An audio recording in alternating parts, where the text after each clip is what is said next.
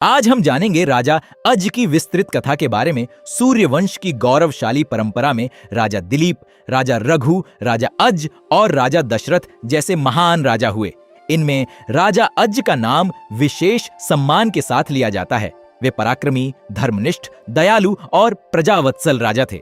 उनकी कथा प्रेम, त्याग, धर्म और विरह की एक मार्मिक गाथा है।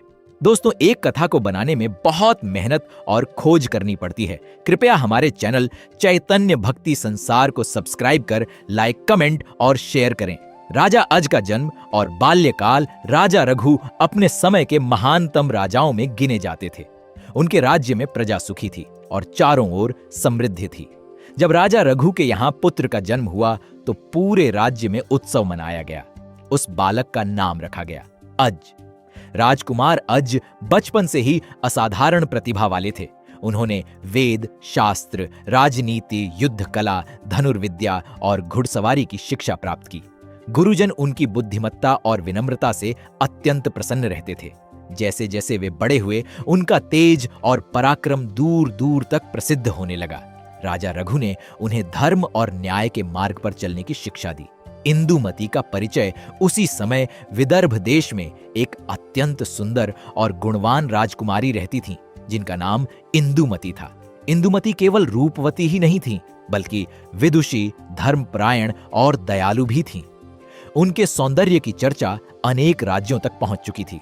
जब इंदुमती विवाह योग्य हुई तो उनके भाई ने उनके लिए भव्य स्वयंवर का आयोजन किया। अनेक राजकुमार और राजा स्वयंवर में आमंत्रित किए गए। राजा रघु ने भी अपने पुत्र अज को स्वयंवर में भेजा। इंदुमती का स्वयंवर का दिन आया। विशाल सभा सजी हुई थी। देश विदेश के वीर, राजा और राजकुमार वहां उपस्थित थे। राजकुमारी इंदुमती हाथ में वरमाला लेकर सभा में आई। वे एक एक राजकुमार को देखती हुई आगे बढ़ती गईं।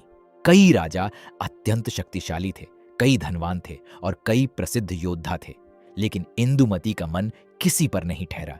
जब उनकी दृष्टि राजकुमार अज पर पड़ी तो वे उनके तेज, विनम्रता और दिव्य व्यक्तित्व से प्रभावित हो गईं। उन्होंने बिना किसी संकोच के अज के गले में वरमाला डाल दी। सभा में उपस्थित अनेक राजाओं को यह बात अच्छी नहीं लगी। वे स्वयं को अधिक योग्य समझते थे। स्वयंवर के बाद, युद्ध स्वयंवर समाप्त होने के बाद राजा अज इंदुमती को लेकर अयोध्या लौटने लगे। मार्ग में कुछ क्रोधित राजाओं ने उनका रास्ता रोक लिया। वे युद्ध करने के लिए तैयार हो गए। राजा अज ने पहले उन्हें समझाने का प्रयास किया, लेकिन जब वे नहीं माने तो युद्ध आरंभ हुआ। अज ने अद्भुत वीरता का प्रदर्शन किया। उनके बाणों की वर्षा से शत्रु सेना पराजित हो गई। अनेक राजा हार मानकर लौट गए और इस प्रकार अज और इंदुमती सुरक्षित अयोध्या पहुंच गए। अयोध्या में नवविवाहित दंपति का भव्य स्वागत हुआ। राजा रघु और रानी ने इंदुमती को पुत्रवधू के रूप में स्वीकार किया। पूरे राज्य में उत्सव मनाया गया। राजकुमार अज और इंदुमती एक दूसरे से अत्यंत प्रेम करते थे। दोनों धर्म, नीति और करुणा के आदर्श थे। उनका वैवाहिक जीवन अत्यंत सुखमय था। राजा रघु का संन्यास। कुछ समय बाद राजा रघु ने सोचा कि अब राज्य का भार अपने योग्य पुत्र को सौंप देना चाहिए। उन्होंने राजकुमार अज का राज्याभिषेक किया और स्वयं वन की ओर प्रस्थान कर तपस्या में जीवन बिताने लगे। अब अज अयोध्या के राजा बन गए। राजा अज ने अपने पिता की परंपरा को आगे बढ़ाया। उनके शासनकाल में प्रजा सुखी और सुरक्षित थी। राज्य में न्याय की स्थापना थी। गरीबों, असहायों और जरूरतमंदों की सहायता की जाती थी। कोई भी व्यक्ति भूखा नहीं सोता था। राजा अज स्वयं प्रजा की समस्याएं सुनते थे और उनका समाधान करते थे। उनकी कीर्ति दूर दूर तक फैल गई। कुछ वर्षों बाद राजा अज और रानी इंदुमती के यहाँ एक पुत्र का जन्म हुआ। उस बालक का नाम रखा गया दशरथ। पूरे अयोध्या में उत्सव मनाया गया। राजा अज अत्यंत प्रसन्न हुए। उन्हें लगा कि रघुवंश का भविष्य सुरक्षित हाथों में है। दशरथ धीरे धीरे बड़े होने लगे और अपने माता पिता के स्नेह में पले बढ़े। इंदुमती का पूर्व जन्म पुराणों के अनुसार इंदुमती कोई साधारण स्त्री नहीं थी। वे पूर्व जन्म में स्वर्ग की एक अप्सरा थीं। किसी आर्षि के शाप के कारण उन्हें पृथ्वी पर जन्म लेना पड़ा था। शाप यह था कि जब स्वर्ग का कोई दिव्य पुष्प उन्हें स्पर्श करेगा तब वे शाप मुक्त होकर पुनः स्वर्ग लौट जाएंगी। यह रहस्य बहुत कम लोगों को ज्ञात था। नारद मुनि का आगमन एक दिन की बात है। राजा अज और रानी इंदुमती राजमहल के उद्यान में विहार कर रहे थे। उसी समय आकाश मार्ग से देवर्षि नारद जा रहे थे। उनके हाथ में दिव्य वीणा थी और उस वीणा पर स्वर्ग से प्राप्त एक दिव्य पुष्पमाला रखी हुई थी। अचानक तेज हवा चली। माला से एक पुष्प टूटकर नीचे गिरा और सीधे इंदुमती के शरीर को स्पर्श कर गया। जैसे ही वह दिव्य पुष्प उन्हें स्पर्श हुआ, शाप समाप्त हो गया। क्षण भर में इंदुमती ने अपना नश्वर शरीर त्याग दिया। राजा अज का शोक, यह घटना इतनी अचानक हुई कि कोई कुछ समझ ही नहीं पाया। राजा अज अपनी प्रिय पत्नी को अपनी आंखों के सामने खो चुके थे। वे स्तब्ध रह गए। जिस स्त्री से वे सबसे अधिक प्रेम करते थे वह अचानक उनसे दूर चली गई। राजा अज का हृदय टूट गया। उन्होंने इंदुमती के शरीर को अपनी गोद में लेकर विलाप किया। उन्होंने कहा, हे प्रिय इंदुमती, तुमने मुझे अकेला क्यों छोड़ दिया? तुम्हारे बिना यह राजमहल, यह राज्य और यह जीवन सब सूना हो गया है। उनका शोक इतना गहरा था कि पूरा राजमहल रो पड़ा। वशिष्ठ मुनि का उपदेश राजा अज अत्यधिक दुखी रहने लगे।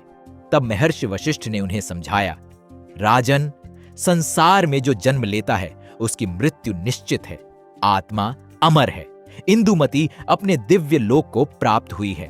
उन्होंने धर्म, कर्म और आत्मा का ज्ञान दिया। राजा अज ने उनके उपदेश सुने, लेकिन पत्नी वियोग का दुख उनके हृदय से समाप्त नहीं हुआ।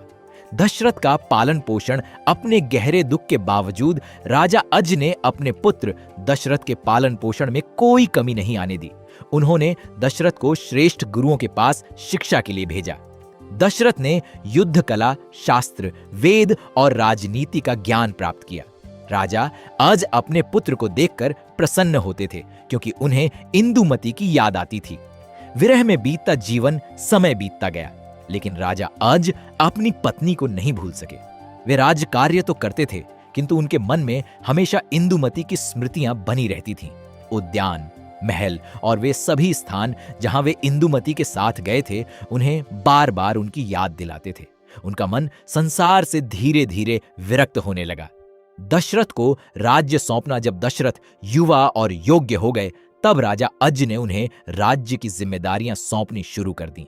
उन्होंने देखा कि दशरथ एक कुशल शासक बनने की क्षमता रखते हैं।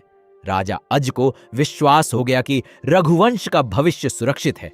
राजा अज का अंत, पत्नी वियोग का दुख राजा अज जीवन भर नहीं भूल पाए। कहा जाता है कि इंदुमती के स्वर्ग गमन के बाद उन्होंने लगभग 8 वर्ष तक जीवन व्यतीत किया।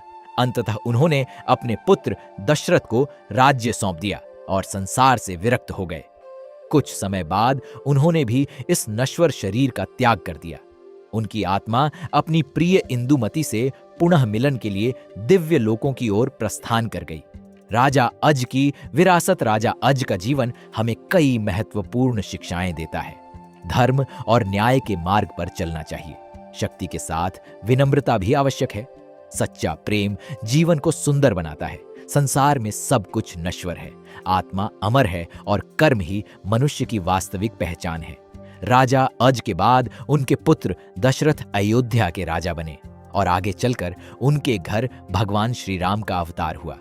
इस प्रकार राजा अज रघुवंश की उस महान कड़ी बने जिसने अंततः संसार को श्री राम जैसा आदर्श पुरुष प्रदान किया। जय श्री राम।